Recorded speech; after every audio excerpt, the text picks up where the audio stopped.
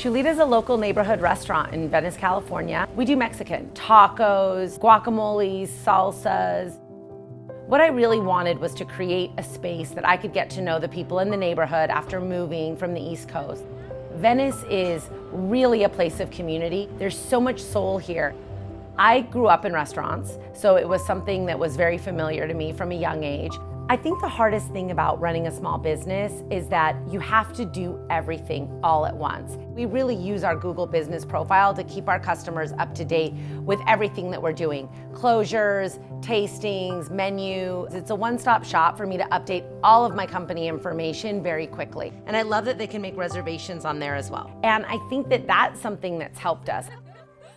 Venice offers so much variety of food, people, and of course the beach. Chulita provides a look that has this vacation vibe. A great neighborhood restaurant has a good ambiance, and that's created by the people that work there. Chulita definitely embodies that, and amazing food. And I know my fiance is always looking at the Google pictures to see what kind of food she wants to order when we go through.